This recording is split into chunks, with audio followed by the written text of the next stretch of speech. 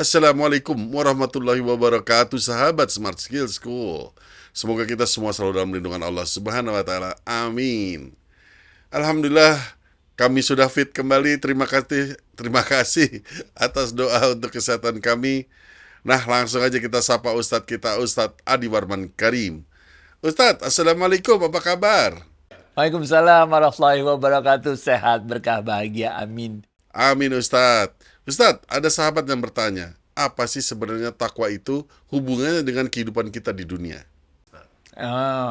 Ya Allah. Bertakwa itu artinya kita beriman dengan sebenar-benarnya. Iman gitu loh. Yakin banget pokoknya hidup ini pokoknya asik aja lah kalau kita jalanin dengan penuh ketakwaan. Karena kita yakin dunia ini ada yang ngatur. Allah yang ngatur. Dan kalau kita jalanin dengan penuh ketakwaan maka insya Allah kita jalannya hidupnya jadi asik gitu. Kita mau ambil ini deh, ambil cerita ya. Ini adalah kitab, ini tulisan dari Syekh Abdullah Ba'alawi Al-Haddad. Beliau nulis satu kitab judulnya Nasaih Diniyah. Nah, dalam kitab ini beliau menuliskan 6 hadiah dari Allah. 6 hadiah dari Allah bagi mereka yang bertakwa dalam menjalani hidupnya. Oke? Yang pertama, dalam buku itu disebutkan, yang paling penting, yang pertama nih, hadiah yang paling dahsyat dari Allah, kalau kita menjadi orang yang bertakwa dalam menjalani hidup ini, kita merasa dibersamai oleh Allah. Selalu. Ini paling enak, bos. Kita selalu merasa dibersamai oleh Allah kemana-mana tuh. Innallaha ma'ana tuh. Yang paling enak hidup itu kan selalu ada yang membersamai kita. Dan yang membersamai kita itu adalah Allah Azza wa Jalla. Kenapa orang berani naik roller coaster coba? Benar gak? Karena kita tahu ada yang membersamai kita. Itu dihitung itu. Nggak mungkin dalam naik roller coaster itu kelewat cepat kecepatannya atau gimana sehingga kita mental gitu. Enggak, udah dihitung. Begitu juga hidup, udah dihitung sama Allah. La yukallifullahu nafsan illa wus'aha. Nggak bakal ada cobaan yang melebihi kemampuan kita untuk menanggungnya. Kenapa kita berani naik pesawat terbang? Kok yakin pesawat terbangnya bisa mendarat lagi, benar gak? Karena ada yang membersamai kita. Ada yang memeriksa kapalnya bahwa dia siap untuk terbang. Ada pilotnya yang udah berkompetensi, segala macam. Sehingga kita naik pesawat terbang bisa tenang-tenang, bisa nonton video, bisa baca koran, bisa baca segala macam tenang-tenang, ketawa-ketawa di atas pesawat terbang. Padahal, coba kalau kita nggak merasa yakin bahwa pesawat terbang itu, misalnya lah mesinnya satu mati, bener gak? Kan kita jadi dakdikduk. Begitu juga dengan hidup. Kenapa kita berani naik kapal laut? Kok nggak takut tenggelam? Karena kita tahu bahwa kapal lautnya udah disiapkan dengan baik. Ada yang membersamai kita. Ada nahkoda dan sebagainya. Itu juga enaknya hidup kalau dibersamai oleh Allah. Karena kita yakin kita akan bisa melewati this too shall pass. Melewati semua kehidupan ini dengan selamat sampai ke tujuan. Nah, yang kedua, kalau yang pertama kita itu adalah Allah berikan kepada kita rasa dibersamai oleh Allah. Yang kedua, Allah janjikan buat orang-orang yang bertakwa, Allah akan ajari kita langsung. Hehehe, gelo gak? Dalam bahasa Qur'annya tuh, wa yu'allimukumullah. Allah langsung yang memberikan pengajaran kepada kita, memberikan ilmu kepada kita. Ini kalau dalam ilmu tasawuf ini disebut ilmu laduni namanya. Ilmu yang langsung diajarkan Allah kepada kita. Tiba-tiba kita tahu aja gitu, tahu benar nggak? Nah, kalau kita juga kalau baca Quran, kalau habis baca Quran suka baca ini kan. Allahumma arhamna bil Quran waj'alhu lana imama wa nuran wa huda wa rahmah. Allahumma dzakkirna minhuma nasina wa 'allimna minhuma jahilna. Ini nih. Dan berikanlah kepada kami ilmu Allah untuk sesuatu yang kami tidak ketahui. Ya, ini. Jadi kita itu dikasih ilmu sama Allah. Dikasih langsung diajarkan oleh Allah kepada kita. Kadang-kadang berupa macam-macam. Nanti kita bahas lebih dalam lagi ya. Tapi di yang kedua ini kita diberi ilmu oleh Allah. Kadang-kadang ilmunya itu berupa petunjuk-petunjuk. Berupa lintasan hati, lintasan pikiran. Sehingga kita nggak mau ke situ lah. Tahu-tahu pas sudah kejadian baru kita bilang, untung ya kita nggak ke situ tadi, bener nggak? Rasanya kita harus lewat yang ini nih. Tahu-tahu pas udah ketahuan ini, untung ya kita ambil jalan yang ini. Kalau jalan itu tadi macet karena ada kecelakaan segala macam. Jadi kita kadang-kadang merasa secara sadar diberi ilmu oleh Allah, tapi bisa juga kita nggak sadar bahwa kita diberi ilmu oleh Allah karena berupa lintasan-lintasan hati atau berupa keputusan-keputusan yang harus kita ambil pada saat yang tepat. Baik, sekarang kita masuk kepada yang ketiga. Yang ketiga ini Allah memberikan furqan, memberikan pembeda kepada kita. Ini juga ada di Quran, nanti David pasang di sini. Allah memberikan pembeda. Kita itu kalau orang lihat kita tuh ini kayaknya kita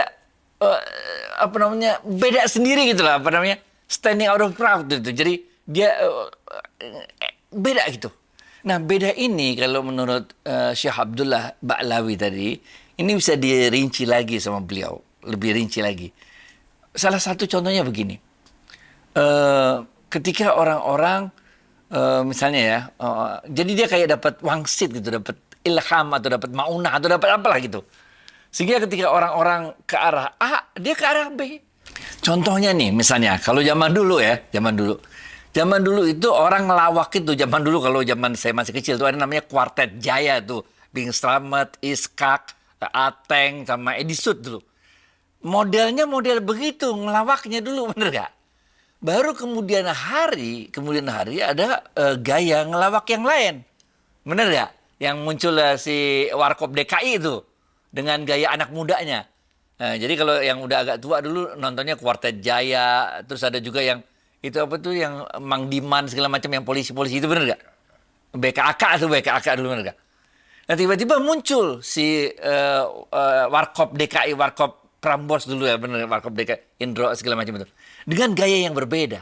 Sehingga dia kelihatan berbeda. Belakangan nanti muncul lagi gaya yang lucu yang beda lagi. Stand up comedy dan sebagainya. Nah, jadi orang-orang yang bertakwa ini mendapat furqan dari Allah. Mendapat original idenya. Ide orisinilnya tuh. Dia mesti begini, bener gak? Nah, orang-orang yang kita, ini dalam kehidupan nih. Kita tahu bahwa orang-orang yang mendapat ide orisinal dari Allah itu, mendapat furqan itu, bukan orang yang harus berjenggot, yang apa segala macam kelihatan orang alim gitu, bukan. Tapi memang orang-orang yang bertakwa yang kadang-kadang orang lain gak kenal. Bener gak? Tiba-tiba aja muncul Rhoma Irama misalnya, tiba-tiba dangdutnya campur rock waktu itu, bener gak? Jadi aneh. Jadi ini pelajaran penting juga bahwa furqan itu diberikan kepada Allah kepada orang-orang yang bertakwa, yang bisa jadi orang-orang bertakwa itu di kalangan manusia tidak dikenal, tapi dikenal baik di kalangan penghuni langit. Hadiah yang keempat dari Allah untuk orang-orang yang bertakwa, diselamatkan dari api neraka. Emang sangkain orang yang bertakwa nggak pernah buat dosa? Ya buat dosa, men. Kadang-kadang dosanya kejebrus, bener gak? Udah kacau balau dosanya, tapi kemudian Allah angkat dari dosa itu. Allah berikan husnul khotimah buat orang tersebut. Nah, ini ada kisah lagi nih, ada buku lagi kalau mau baca-baca tentang Sultan Murad IV. Sultan Murad IV itu adalah salah satu dari sultan di Turki Utsmani. Waktu itu dalam catatan ini biografinya Sultan Murad IV itu diceritakan bahwa suatu saat beliau datang ke sebuah kota, kemudian dia lihat ada seorang yang meninggal dunia, tapi nggak ada seorang pun yang mau ngurusin. Jadi Sultan Murad IV marah, ini muslim, orang muslim, kenapa kalian nggak mau ngurusin dia, katanya. Orang-orang yang hadir mengatakan, ini orang-orang kacau balau hidupnya dah, maksiat, pokoknya urusannya ke tempat pelacur sama mabok-mabokan tiap malam, katanya. Tapi Sultan Murad IV mengatakan, enggak, ini orang muslim, orang Islam, tanggung jawab kita, fardu kifayah kita, bawa pulang ke rumahnya, kasih tahu istrinya. Istrinya langsung nangis.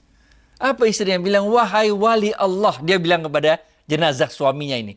Wahai wali Allah, kata istrinya kepada jenazah suaminya ini. Aku sudah mengetahui ini bakal terjadi pada dirimu, kata dia. Tidak ada seorang pun yang mau menyolatkanmu, memandikanmu, mengurus jenazahmu, kata istrinya kepada si jenazah itu. Sultan Murad IV yang mendengar itu terkejut. Wali Allah bagaimana, kata Sultan Murad, benar gak? Iya, ini adalah suamiku. Beliau ini adalah salah satu dari wali-walinya Allah, kata istrinya, yang sudah aku ingatkan.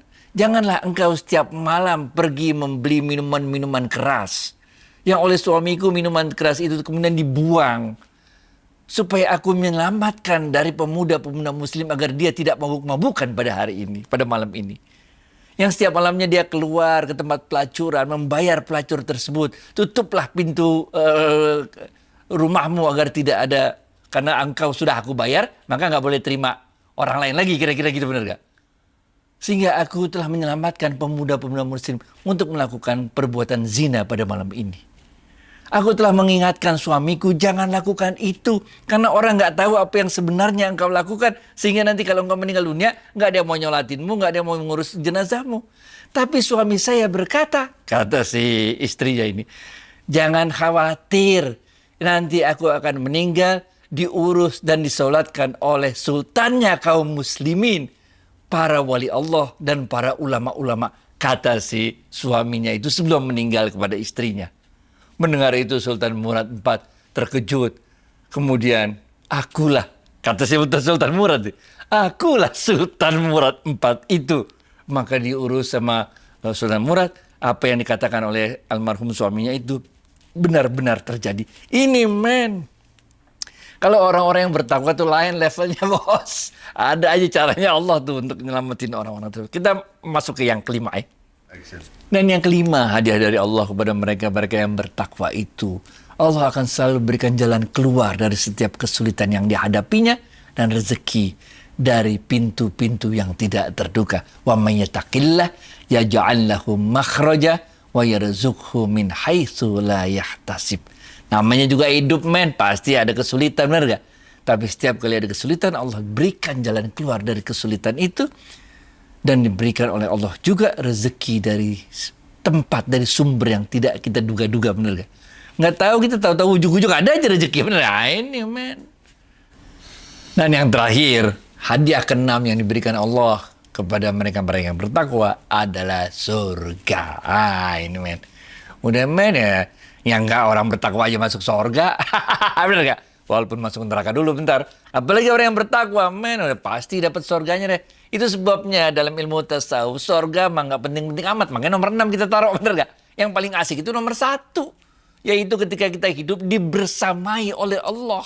Mendapatkan redhonya Allah, makanya kita taruh nomor 1. Kalau masuk surga mah ya iyalah masuk surga, bener gak? Nah, yang nomor 5 itu tadi kan. Ya, jadi dalam nomor 6 ini, ya insya Allah kita semua asalnya dari surga. Insya Allah kita semua kembali ke surga. Insya Allah keenam hadiah Allah yang dijanjikan untuk mereka-mereka yang bertakwa ini benar-benar bisa kita rasakan, bukan aja entar setelah kita meninggal, tapi pada saat ini pun, pada saat kita hidup di dunia pun bisa kita rasakan. Itu sebabnya kalau kita lihat urutannya tadi, yang di awal-awal semuanya kita rasakannya di dunia, benar gak? Dibersamai oleh Allah di dunia. Sampai yang tadi nomor berapa? Nomor 5 kalau nggak salah. Wa may yattaqillah yaj'al lahu makhraja, kan di dunia juga, benar gak? Nah, mudah-mudahan insyaallah. Jadi ini bukan ilmu untuk ntar kalau udah mati, bukan. Ini ilmu kita masih hidup sampai ntar mati. Kayak gitu ya, Fit. Masya Allah. Sebegitu banyak rahmat Allah bagi kita semua ya di dunia ini, apalagi khususnya di dunia. Dan Ustadz, sebelum saya lupa, kita udah pernah cerita soal mendapat hadiah atau buah tangan dari anak buah kita. Nah, kebetulan kejadian ini beneran terjadi di orang tua sahabat kita. Dan sahabat kita ini risau sebagai anak, takut juga ya gitu. Jadi bukan sekedar mendapat hadiah, tapi kalau anak buah itu minta surat izin atau surat sakit, itu juga dibarengi dengan hadiah. Kacau. Ini kalau tipis nih. Ente disogok apa beneran dapat hadiah? Nah, jangan, hati-hati. Ini yang bisa jawab sebetulnya masing-masing kita, karena kita situasinya berbeda. Artinya jenis pekerjaan kita berbeda. Ada pekerjaan yang misalnya ya, kita menjadi pelayan di restoran, lalu kita dapat tips, benar gak? Kita jadi supir ojek misalnya, lalu kita dapat tips. Lah itu kan halal, benar gak? Karena pekerjaan kita itu jenisnya model kayak begitu. Tapi kalau kita misalnya pekerjaannya tukang bikinin KTP misalnya begitu, yang nggak bisa. Kalau ojek kan kalau nggak, yang ini nggak suka bisa cari tukang ojek lain, benar gak?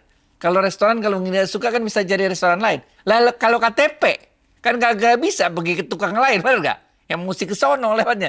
Nah, ini beda. Beda. Jadi pekerjaan-pekerjaan yang apa namanya itu kewenangannya diberikan oleh negara itu menjadi berbeda. Rasulullah SAW waktu itu udah pernah kita ceritain juga kan, ada orang yang bertugas di Baitul Mal, tahu-tahu dia dapat hadiah, ada orang yang lihat lapor sama Rasul, ya Rasul si fulan itu yang kau tugaskan di Baitul Mal dapat hadiah, dipanggil sama Rasul, bener ente dapat hadiah. Orang itu mengatakan bener Rasul, tapi saya nggak minta. Rasul bilang coba aja besok berhenti kerja di Baitul Mal, lu duduk dah di rumah lu, kita lihat dah dia mengirim hadiah apa kagak, bener gak? Lah ini nggak bisa, nggak bisa. Jadi dalam menjawab pertanyaan ini harus kita lebih spesifik nanti jawabnya tergantung pekerjaannya, jenisnya apa. Kalau pekerjaan yang dimana negara memberikan kekuasaan pada kita, itu kita harus sangat hati-hati karena kita jadi monopoli, orang lain nggak bisa kemana-mana kecuali dapat tanda tangan kita, kecuali dapat approval persetujuan dari kita. Itu jadi kenalah ilmu hadis Rasulullah SAW tentang pegawai Baitul Mal tadi. Tapi kalau pekerjaan kita tadi seperti tukang ojek atau pelayan restoran atau apalah ya inilah tukang kerja rumah lah, tukang apa namanya tukang kayu, tukang batu, dia kerja, dia rapi kerjanya, kita happy, kita kasih duit tadi ya. Itu semua boleh. Tapi kalau bapaknya yang bagian ngasih izin orang sakit padahal sakitnya bohong-bohong, wah bisa dua tuh salahnya, bener gak? Pertama ikutan bohong, bener gak? Kedua menerima suap atas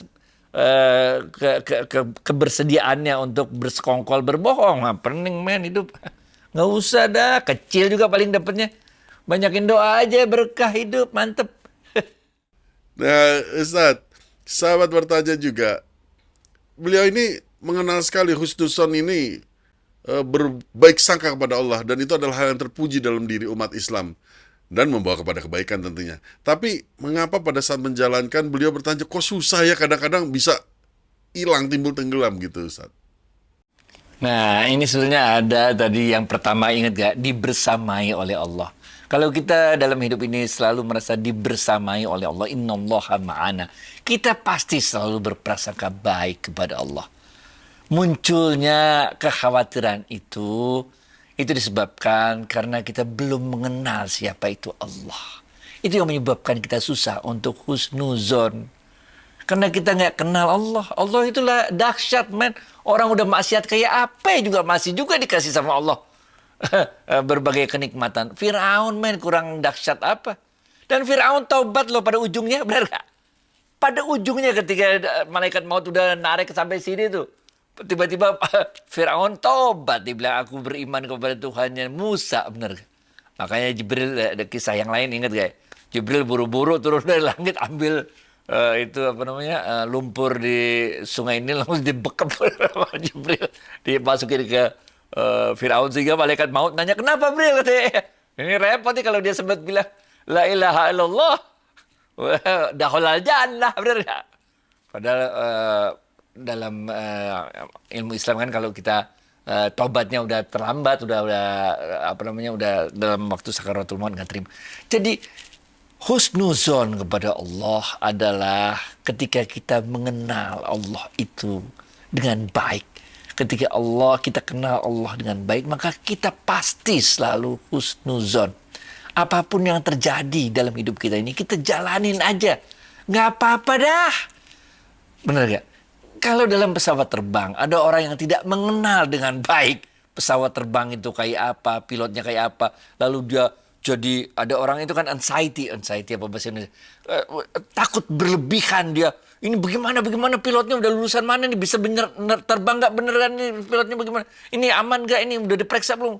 Jadi selama perjalanan orang itu ketakutan aja nggak karuan. Nah, kalau udah kayak gitu udah tenangin sama pramugarinya, tenang. Nggak bisa juga kasih antimo aja dah, biar dia tidur, udah nggak ngerecokin penumpang lain. Begitu juga dalam hidup. Kalau ada orang yang kerjain suuzon terus sama Allah, terus berprasangka buruk kepada Allah, hidupnya penuh kekhawatiran, nggak mau keluar dari rumah, bener gak? Nggak mau nikah karena kalau takut nikah ntar bisa cerai katanya. Nggak mau ta'aruf sama cewek karena kalau ta'aruf sama cewek ntar dia ditolak broken heart. Semua nggak mau sekolah, kalau sekolah ntar nggak lulus malu. Wah, serba nggak mau, bagaimana men hidup? Wah, udah kasih antimo aja dah. Ustaz, jangan semua diantima Ustaz. Bisa tidur, banyak ini yang tidur. Terakhir Ustaz, pendek aja. Apakah ini berarti furqan dari Allah atau bukan? Jadi seperti kita mau ada meeting, tapi kita udah punya feeling berat betul, seolah-olah ini berat feelingnya mau meeting ini kayaknya nggak lancar. Bener banget. Bener banget. Bener banget. Kita harus bisa membedakan antara furqan yang masuk ke dalam jiwa kita.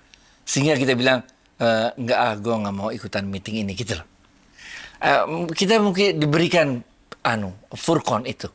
Kita memilih untuk tidak melakukan ini atau kita memilih untuk melakukan ini, benar gak? Nah, ini harus benar-benar tapi kita hatinya bersih. Supaya jangan sampai yang kita sangka furqan sebetulnya nyawa kita yang lagi ngomong. Emosi kita yang lagi ngomong. Jadi suuzon kita kepada Allah, benar gak? Benar gak? Kita udah ketakutan padahal Allah bilang juga aku sesuai dengan prasangka hamba-Ku, benar gak? Kalau kita terus berpikir buruk, berprasangka buruk kepada Allah, ntar beneran kejadian yang buruk kan gak enak, bener. Tapi kalau kita selalu berprasangka baik pada Allah, kalaupun yang buruk itu datang, kita tetap senyum. Pasti Allah bantuin kita untuk ngelewatin yang ini juga, bener gak? Nah inilah, pokoknya udah prasangka baik sama Allah. Allah udah baik banget, men. Kurang baik apa coba? Tahu-tahu saya, David ini kan kalau mau tahu pemirsa, ini teman saya SMA zaman dulu kala, bos. Tiba-tiba Allah pertemukan lagi. Tahu-tahu ada beliau yang mau sibuk-sibuk bikinin YouTube kayak begini, bener gak? Ngabisin berapa banyak waktu energi beliau, bener gak? Jadi kita harus selalu prasangka baik dengan Allah. Allah akan kirim orang-orang terpilih untuk bantuin orang-orang yang bertakwa kepada Allah. Baik itu, Fit. Masya Allah, jadi mau malu nih Ustaz. Jangan dong. Ustaz, terima kasih atas waktu dan tausiahnya. Assalamualaikum warahmatullahi wabarakatuh. Waalaikumsalam warahmatullahi wabarakatuh. Thank you.